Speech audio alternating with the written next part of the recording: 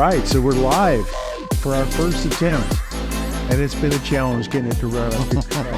Apologize for the lateness of this, but it's a learning process for us on this live stream stuff. Absolutely. So this is the first run at that. We wanted to come in and get prepared for the NFL season and college football that's coming up. Yeah. Talk a little bit about what we've learned and what's been going on in the Major League Baseball series. All the BetGadget widgets and the process here has really, I've learned a lot. So yeah, I really have. And I've learned lots of times to only pick the days when you win. That's when I should follow you. No, don't do the ones when you lose. Let me know how that works, because I like to follow myself in the right days. I need a widget that tells me whether Gary's wrong or not. So, but no, I haven't drained my account. I've made money. I've actually been up for a while. Nice. We had a little rough patch here a couple of years ago. We're going to talk about that. But other than that, it's been a blast being able to look at the different pieces and use the analytics as opposed to, I guess I just kind of threw money in the air and hoped it would blow back in my hand. Mm-hmm. And that never really worked out very well. No, you got to have some data. You got to know what you're doing. At least have some level of value in the bets you're buying or paying for, right? That's what I look at. They're value bets. So what do you think so far has been the biggest set of things you've learned so far with Major League Baseball and all the updates to the gadgets and to the website and stuff itself? Oh, man, there's so many things. Where to start? I mean, honestly, the biggest improvement, I think it's really kind of moved the needle in my head. The biggest improvement from the guy that's kind of doing all the technical work. He adding the units, right? Because we talked a lot about the last time we did a podcast about the percentages, but if you're minus 150, you could still hit 60% and probably be negative. And it's proven out, right? I mean, you get these games where you have the heavy favorites and you might say, hey, I've won 90 out of 150, and you think you're winning. You're not winning. You're paying triple for the game. If you lose a couple of those, you're way in the hole. So the units, that addition's really helped me out doing the analytics to see how the percentages of wins is really not a win. And honestly, it's just really the streaks. You saw the streak where I went like 15-3, and I thought I was, amazing. Then I went 1-11, which I couldn't have done worse. I've never done that bad. I was blown away, and I kept thinking, what am I missing? And then the last 3 days back to 5-1. I mean, it's just been really highs and lows, but baseball's really a trendy sport for what I can tell, and I'm just, I got to do a better job of pivoting on the trends, maybe. Yeah. Well, and that's one thing. That's one neat thing about baseball is it is very streaky. Oh yeah, without a doubt. Both watching it, both playing it. Go back to Major League. You've got to get your special, get your chicken out and the other things to keep your streak going hot. But it's been really exciting to see the different changes that have taken place. Because I had that same experience with the units on that when I was first betting.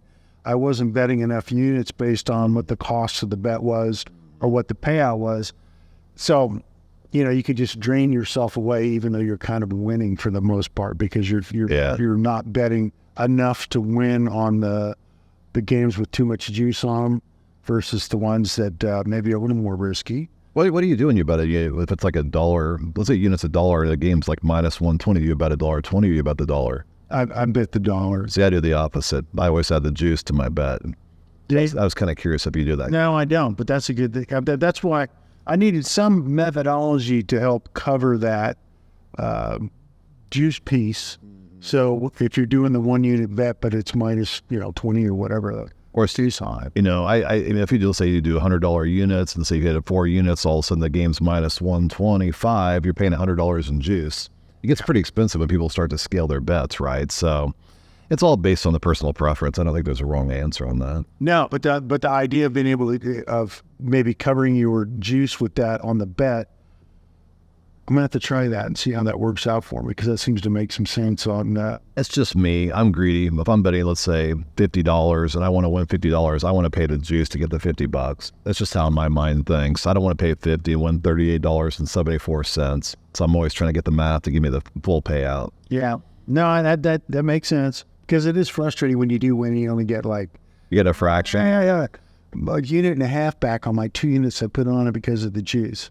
The good news is if you watch the bets I've made, and I've been pretty disciplined about this, and I think you know this because you probably, you're making bets and watching and collaborating, but I've been trying really hard to stay under like minus 120, minus 130. I've had a couple of games that are minus 142, but it was like Seattle at home against Oakland, and we're talking a team that's 9-1 against a team that's 1-9, and their records and all the analytics screamed blowout. So I'm willing to pay it. It's risky, but I'm willing to pay it sometimes. And we had a couple of those that seemed like they were going to be almost a sure thing. And that one little stretch mare, man, those were rough. They were rough. But, you learn from that. That's the biggest thing about sports betting. You have to understand. You have to adjust and learn. And it's an evolution of your skill, really. Yeah. It's so many factors, how much to bet on a unit, how to evaluate a game. Heck, last night, I think we were 5-1 in the last 3 days. Last night, I was sitting there, I bet like San Francisco, Cincinnati late, and Seattle and Oakland late. So I'm sitting at home, and I'm sitting there and I'm like, okay, going back through the bets. I've done all of my notes. Like I have a full page of, notes going through. You guys hear me on the, the Twitter, whatever, TikTok going, here's my breakdown. I got all these numbers in front of me. Sat there last night, I was like, huh. So I'm like, I wonder how many games had reverse line movement. I kind of didn't think about this too much today when I was breaking these down. The only game that had reverse line movement where the sports book had faded the public, or let's say the sharps, the professional bettors, if you will, were like 38% of the bets, right? Against San Francisco. Or San Francisco was 38% of the bets, but the line actually went the wrong direction, which told me the big money was on San Francisco. I took Cincinnati, and I was like, I know this. This is an obvious thing to see. Got so deep in the analytics, kind of missed one of the key metrics. And I was frustrated the whole night. I was like, should I cash out? And I'm like, no, I'm not cashing out. I put this out on the internet. People follow. They make the bets. I'm not going to cash out. So, and I've been doing it, on and off for 30 years, through, bookies back in the day to all kinds of things, going to Vegas. And you just got to keep learning and adjusting. I know. I've definitely been learning. I've got a lot more to learn because I have to take my time and I have to look at it and then, see what checking the stats out or the analytics of that. Like I really love the pop-ups now that show you the team elements of what you've got in your model. Yeah, I can show that actually. Where, like WHIP, ERA, how they've done on the road as an underdog. Just really kind of, it's not a guarantee of you're going to win, but it gives you several different channels of information to apply in general, and then the program in and of itself is giving me that confidence level based on the model I'm using and the pieces. So that's been super helpful. I really like being able to do that. I love it too. Do it right, but I mean, it's a learning process for sure. But it's cool because to your point, like if you're sitting here, I don't know if this is actually being shared, but basically, you can go over here and click on this team. Like I was looking at this one, I bet Tampa today. Look at that. You can see, I have this based on a 1 to 32 scale. There's 32 teams. So in this gadget, I put 32, as the weight across every one of the metrics or stats. So I know that 32 is the max value. Well, there's 32 teams at 20, and I know that this team's like, fourth in the league, 27, they're fifth in the league. Here, they're fourth in RBIs. They're, I guess, third in home runs. I can see that just by basically setting up my model the right way. Then if you go over here to, like, let's say Miami, look at their offense. I mean, they basically don't strike out a lot. They're fifth in not striking out, and they're about, I guess, ninth in hits. They have no power, no slugging percentage, no RBI. So you've got a power hitting team. So I can see that just by using this tool. And then you go over here and look at the Poisson model, which is a whole nother algorithm, which is not showing up because the game has started. You got all kinds of things that can do over here. I love, like you said, going over, look at the pitchers. If you watch the videos, I always really look at the whip because that's the best metric to see if a guy really is going to let people on base, how many on base per inning. It's just a great metric for seeing the pitcher versus the offense. I love the pop-ups to your point, though. Yeah, because that was a game changer when that came out, and once I realized what it was, to go and take a look at that and how that is associated with each one of your widgets that you bring up and add into your model and pulls that whole list of statistics up. Yeah, it's cool. Yeah. It's very cool. Well, you want to talk a little bit about the trends for baseball, or what are you going to talk about? Let's definitely look at the trends and the things that we've kind of learned over the... I think I pulled up this. I pulled up basically here, if this is being shared, but basically we have August 1st to the 28th, so it's nice. It's a nice, clean 4-week window. It's the whole month of August because today's the 29th. I think baseball's about half a year, so we'll say there's 26 weeks. This is 4 weeks. We're probably about 15-20%, kind of a data size of about 15 to 20% of the season, I would say, maybe a little bit less. But anyway, what do we see here?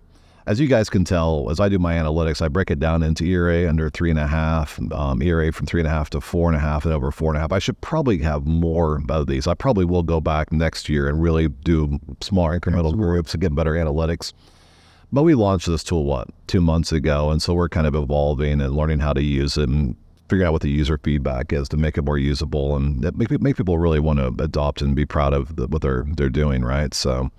But anyway, let's see what the metrics say. Like money line, under 3.5, you would expect a good pitcher with a negative or a ERA under 3.5 to have a pretty high win percentage. Just picking the game, 62%, 10 units. I'm a little bit surprised that the win percentage on the spread is only 54, but still positive. Yeah, that's pretty cool. Then you come over here to say, okay, what about that middle range pitcher, the guys are that 3.5 to 4? I think that's kind of the mid range pitcher to me when I used to play fantasy baseball for 25 years. Kind of showing my age, I suppose. But look at this one. Then you get that kind of mid-range guys, and they're negative 3.6 units in the month of August. Then you look at the money line. Hell, they're 12. I mean, they're actually better on the spread than they are because they're probably getting the points, a lot of them. Yeah, getting the 1.5 versus giving it, I would assume, but I don't know that. And then you can see the over-unders here, too. I mean, God, negative 25 units on over-unders, whereas over here they're actually slightly ahead, and they're actually behind here. Over-unders are really difficult for ERAs. But you can go over all the way right. So we got the ERA kind of things. You've got whips, which are interesting. Let's see if there's anything else that stands in here. The money line on the under 3.1, which would be consistent. It's about 5.5, not quite as strong, but it's same percentage, just not same units. Anyway, you can kind of go see the mid-range, all pretty much negative. Mid-range is all negative. Hell, all the negatives are negative, so the over 4.5, excuse me. What I like to do is I love to look at splits. And I do this for years of playing football, baiting the public, looking for reverse line movement. I love looking at the splits. What's crazy to me is when I was 15-3, I was following the public like crazy. I wasn't going like against the under 50% fading the public. What I was doing is I was looking for that 60 to 80 or 80 to 100%. And look at August. Let's go through figure out how people are betting. So split, if you don't understand, split is a percentage of bets, right? So if, let's say 40% is on one side, 60% is on the other side. The 40% is the fading the public or the sharps, and the higher percentage is the public, right? So anyway, 0 to 20%, which is a heavy fade of the public, negative 11 units in August. Then you get into that 20 to 40% range. Still, that's a range I would typically love to be in for NFL. It's negative 23 units. It's getting crushed at 40%. So baseball's not like football, not at least what I've seen historically. Then you get into this 41 to 50% range, which is kind of that, about 50% where I typically would avoid it in football because that's getting too close to 50. It's actually up 15 units, right? And then you go across here and look at 50 to 60, and you get over into the public side. They're not doing great with a small advantage. 61 to 80, it's still not very good, but you get up to 81 to 100%. Actually, these seem a little bit off to me, but the point of it is the splits are highly important, and maybe I need to go back and double check this data slightly, but I trust the data. We've been working on this for some time. The money percentage, I haven't really studied too much yet because historically I don't really look at it, but I'm tracking it because I want to learn over the course of a season for next year kind of how the money percentage may be relevant in our analytics.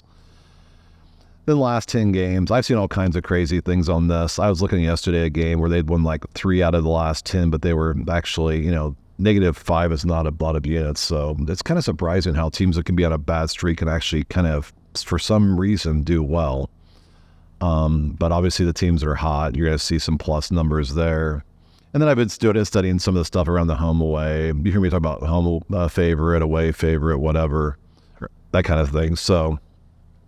Yeah, and then when you combine that with where the splits are on the bet, the pitchers, the records, home and away, all those different criteria, really paints a pretty interesting picture. Yeah. As you come back and you track the units on this, what's really working and what's really not. That's really the biggest thing, is the units. I guess that was kind of one of the first things we were talking about is, let me find a good example. You find a game where it's like a high percentage but the units are negative, right? Let me find a good example.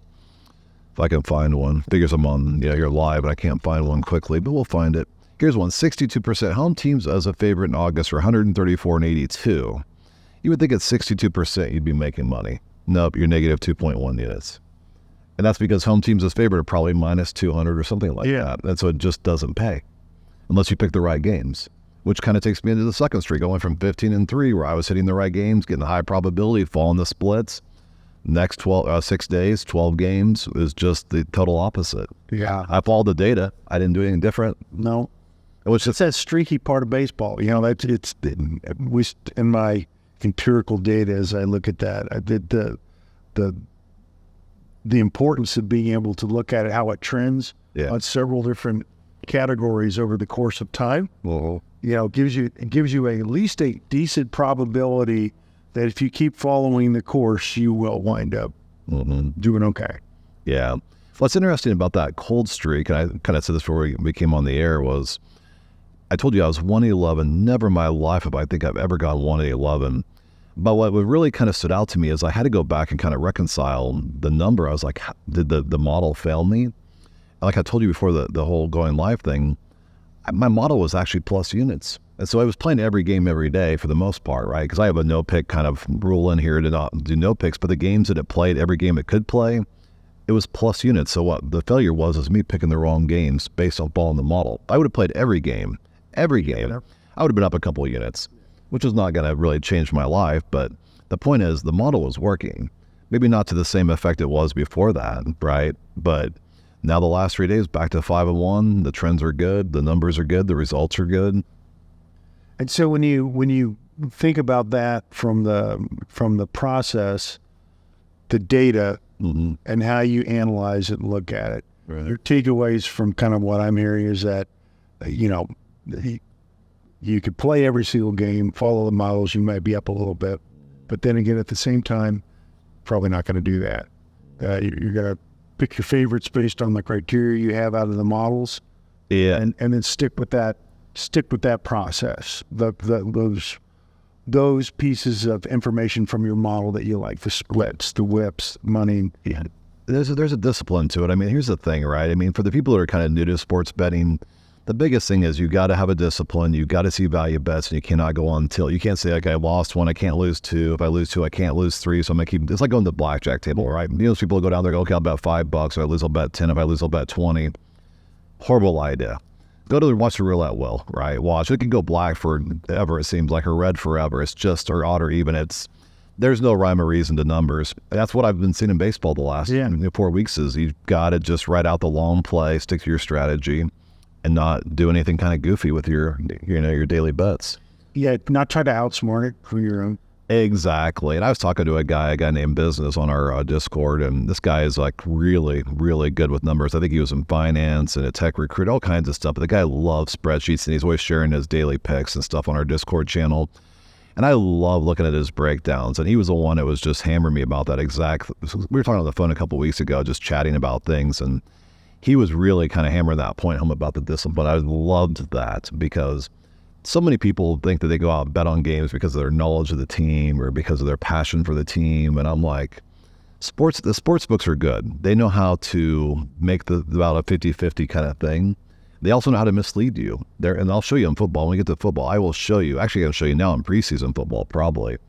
I mean, I'm pretty confident, the games where the public was on one side in preseason, they got crushed. Matter of fact, I think it was the first week of preseason this year. I think the public only won one game out of like 16, whatever it is, right? They literally won 1 in 15. They just got destroyed. The sports books, and the thing about it is not just that they lost. It was more the fact that when a team is favored a lot of times on the sports book will actually make them a +1 or a +2 to make the average better go, oh my God, all I got to do is win this game. This team's a 1-point favorite. A 1-point favorite in football is not a 1-point favorite. I promise you that. So there's some interesting things.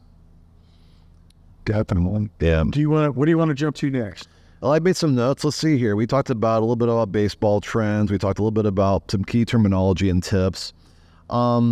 I would say, honestly, in terms and tips, this is really for any sport, is, you should learn I was talking to another guy on Discord, and this guy actually shares his bets with me all the time, and he's really, really good. Like the last couple of weeks, he's been probably doing better than me, or at least as good.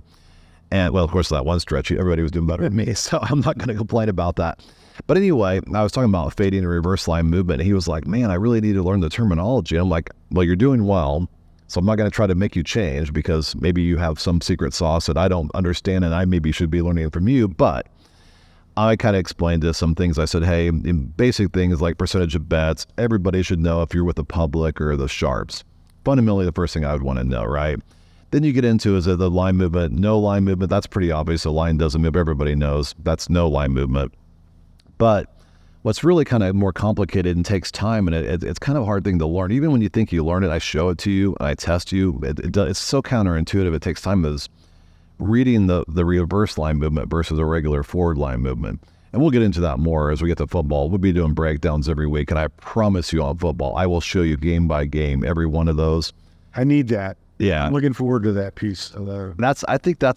I've made thousands of dollars over the last several years playing NFL every year, and it's largely fading the public, reverse line movement, and looking for those value pets, especially on primetime games. So the other terminology here is handle, where the handle actually is the amount of money on a game. Like the Super Bowl has the biggest handle probably of anything, or Kentucky Derby, which I don't bet. But the point of it is the handles are the amount of money in a game. And when you have more money on a game, you can basically, I'm losing my lighting, am I? Oh, okay, yeah. So anyway, sorry about that, guys. So anyway, what I was talking about is the handle. The amount of money on a game really does allow the sharps to actually, like on the Super Bowl, I don't think the public has won a game on the Super Bowl in 10 years. It blows me away. I think I said this in the last podcast. So anyway, I think the tips, we'll just kind of work those into the conversation every week because I don't want to, do a vocabulary and dictionary kind of breakdown of what the terminology is, but we'll work those into these things and we'll explain them over and over. As far as we can talk about Bet Gadget, the tool, the platform, some new features. That, and then maybe a little discussion on what's going to happen with college football and the NFL coming up now in the world of Bet Gadget. Well, obviously, my home state Huskers are playing Thursday, so I will not be betting on that. That's one of the rules of sports betting is don't follow your heart. I mean, people love to bet their teams. I'm not saying don't bet your team, but don't bet your team thinking you're going to make money. It's weird how your brain lies to itself, rose-colored glasses, whatever.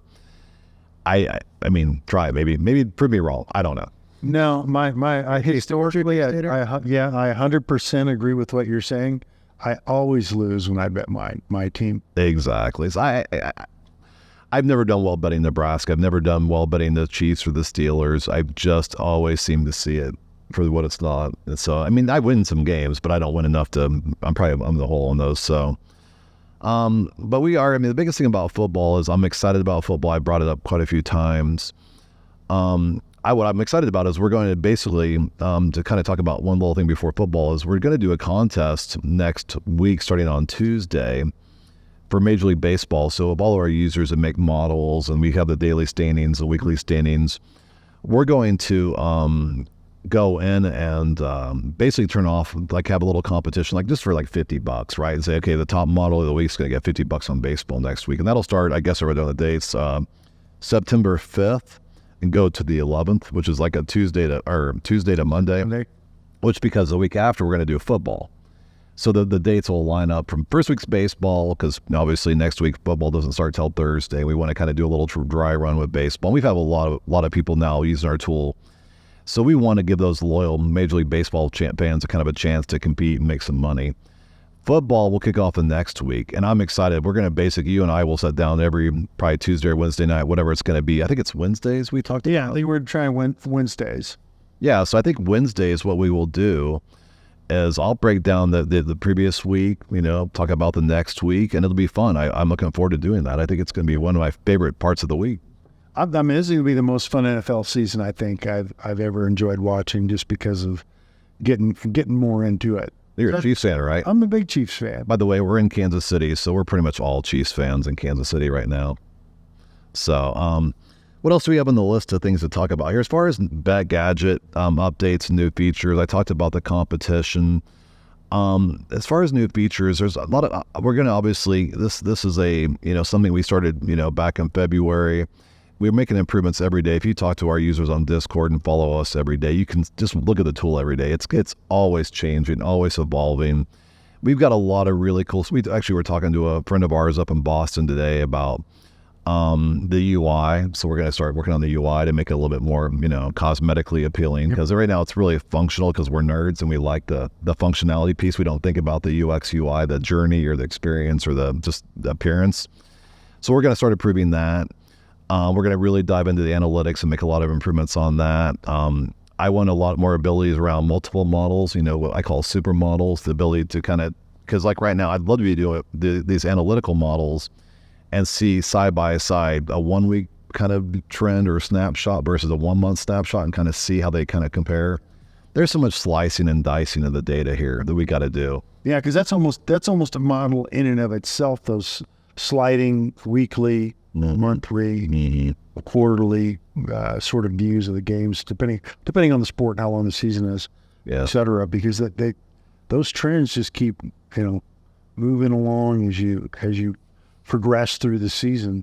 So that'll be really interesting to see. I'm really excited to see what shakes out on the NFL side this year as the data starts to come up. So should we talk a little bit about what the expectations people should have for BetGadget with the NFL, since this is the first year and we don't have a lot of data with it to start with? That's a great point. So here's the thing. We don't have a lot of data from 2022, right? Because we just started this product and we're not going to go out and pay the money people want us to pay for all the stats, all the data from last year. Plus, it's really hard to mine sports betting data. If you've noticed, you won't find sports betting data historically very easily on the internet after it's gone, after a few days, weeks, or months. Excuse me. So what we're going to do is we're going to basically, we obviously ingested the public domain data for NFL. So we're going to have the data this year. So the first week when the NFL starts, we're not going to have, well, we obviously could do some modeling based on predictive confidence, but honestly, there's no team stats. Yeah. So really, I guess the point I'm trying to make is after the first week, we'll break down with all the analytics, all the predictive modeling, kind of the first week results, the second week predictive kind of confidence. And then week by week, we'll be able to say, okay, how was the first week versus the first month? And we'll really get into a cadence where we'll be able to really move the needle and really help people make some money. I'm really excited about that because there's a lot of stuff when that data starts to flow to be able to pull it and do the same level of modeling that's being done here on the Major League Baseball side. Exactly. Same scenario with college football as well. The other thing that we're going to do actually as far as new feature, I'm not sure how fast this will come, but I think it'll be here very, very soon, probably by the time football starts, and maybe for the first weekend you can use it. As I was talking to the guys, one of the founders that's obviously building the platform and doing all the kind of technical development, we were talking about basically putting a button on, because like on the games right now, if I go over here to baseball, look at the games, right? What I want to do on football is I want to show people not only what the scores are, what's going on, but I want to show them which games are on tilt, which means who is actually losing the bet. And if they try to make a live bet, they're actually chasing a bad bet. Sure. Because a lot of times what I've done in the past, I love live betting. I love live betting, baseball and NFL and everything. And you can get some amazing deals on live betting, but it's also very much a roller coaster ride. You got to understand how to do it at the right time. Yeah. So what I was telling him, and I'm kind of trying to explain here is, we'll put a tilt button on to show you which side is actually chasing their original bet. And I don't have the data yet to prove this, but I actually truly believe from years of doing this, if you just bet against the people on tilt, you'll make money. You'll do all right. You got to be a little selective. You don't want to go against, Patrick Mahomes in the fourth quarter because they're losing, because the Chiefs are on tilt, because the Chiefs are damn good at coming back. But there are a lot of teams, the majority of average teams that are kind of head-to-head, probably very comparable. You can see those teams on tilt. People are just trying to throw money. Oh, I started out as a 3-point favorite. Now I'm getting 7 points as a dog.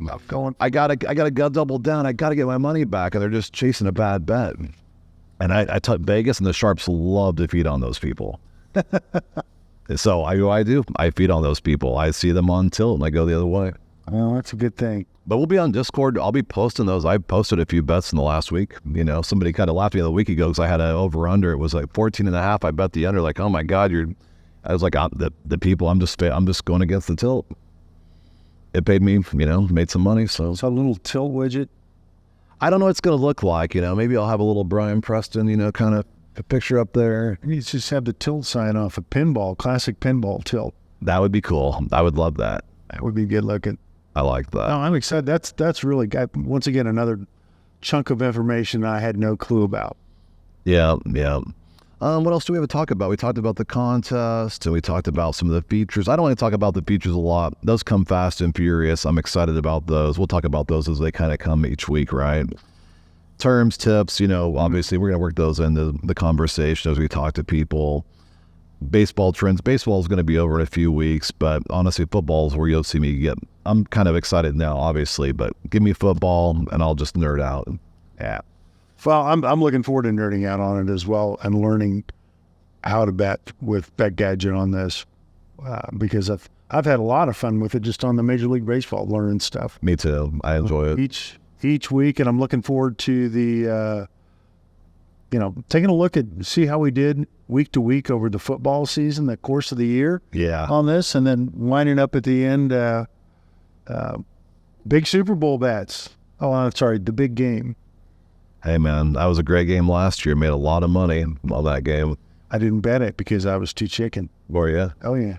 Actually, I remember the numbers exactly to this day. The public was 59% of the bets was on Philly. 41% was on Kansas City. The line was at 1.5. Actually, they thought Mahomes may not play. Kansas City went from a 1.5 point dog to about a 3 point dog, or somewhere in that 3 to 3.5, or somewhere in that range. And then Mahomes came back into play. They said we would play. Went back to about Philly +1. And like I told you, anytime a team is +1, the sportsbook knows damn well that's the dog, but they mislead the public with a little. I'm sorry, +1 would be the favorite. I'm sorry, the way around. But you get the point. So it's counterintuitive. They love to mess with the psyche of the average bettor. Well, I'll tell you what, that was an amazing performance by Patrick to come back on that. So for me, I'm not going to bet on that. I'm just going to root for the Chiefs, have my game, but I'm not going to bet on it right then. Just because everything you just brought up about, well, how are you really going to look at placing your bet on this? If you're doing it from the bet perspective, not for the fact that I'm a Chiefs fan.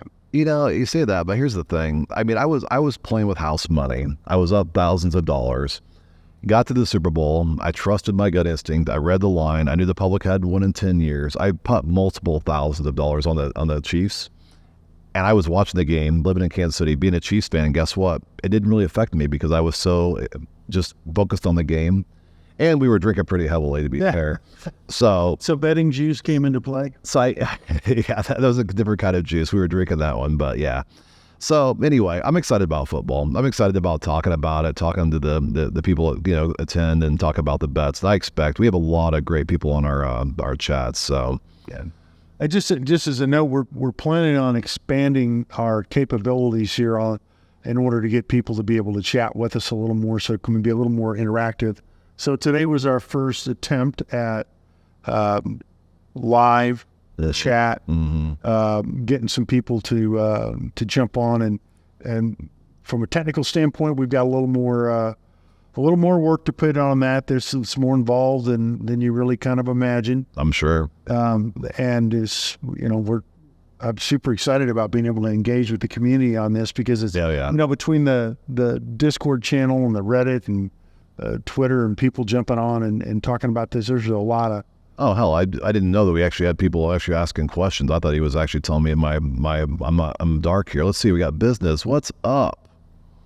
I was talking about you, business. The audio is not very clear. I'll blame the audio guy. He's fired. The marketing guy says, is that better? Are we better? No, continue echo. That's probably my deep voice. Business also help that is Utah's mic is angled the other way. Oh, so is business still on? All right. Well, we have a lot of people on Discord, so I think we just basically let people know, hey, follow us on Twitter, follow us on YouTube, follow us on TikTok, follow us on Instagram. What else is there? I'm not the marketing guy, but there's a lot of it. Reddit. A lot of channels there for sure, and attempting to engage with everybody on each one of these channels so everybody gets a chance to kind of put their thoughts in on this. And then the feedback that people have been given on the different ideas for widgets and for how to look at things and how to analyze the data. has been phenomenal from what I've been seeing on the channel. The user feedback's incredible. I mean, it makes me so giddy when I see people say things like, "Hey, can I donate because I love the tool?" Or, "You guys are going to be gods if you can figure out soccer." I don't know if you saw the one where the guy was like, "Hey, I think it was business actually. He goes, man, if you guys can get predictive trends and analytics for soccer, because that's the biggest sport in the world, you guys will be, sports betting gods," which we're not looking to be sports betting gods. We just want to make money, make you guys money, and have a really good time doing it. That's all I want to do. Obviously, we want to make this company some money so it'll pay for our beers while we're doing these live podcasts. But hey, and just a note to our tech guy over here. Hey, Tim, are you picking up audio from his laptop? Do you see, when we're talking, do you see, now look at the audio tab, and do you see more than just the Mix Pre Mic 1 being hot with audio? Do you see green lights on the other stuff as well? I'm trying to figure out where that echo they were mentioning. Well, the master is going to be the output. Then Mic 1 is going in there as well. So, and there's nothing else when Gary talks, we're not getting it through his laptop. Okay, just checking. Trying to figure out where that feedback loop is. So anyway, I mean, honestly, I kind of went through my agenda. Well, that's kind of, I mean, I like I said, we're working on some of the technical features of trying to do the live cast here. And today, for some reason, our lights have been turning on and off, which wasn't the case the other day, but they're just randomly cycling through. I blame the lack of 105-degree temperature today, that nothing knows what to do. My girlfriend likes me in the dark more anyway, so I think this is what I'm used to. Sounds like a smart gal. Yeah, she's definitely, well, she's dating me, so I don't know. But that's really all I have. Anything else you want to bring up, or should we wrap it up and call it a day for our first broadcast, and then next week we'll jump out and do this again, continue to improve this process. I'm looking forward to it. All right, so Beyond the Odds wrap, what's this, season 1, episode 2 or something? Yep, season 1, episode 2. Cha-ching. That's a wrap. Boom. Thank you. Thanks, guys.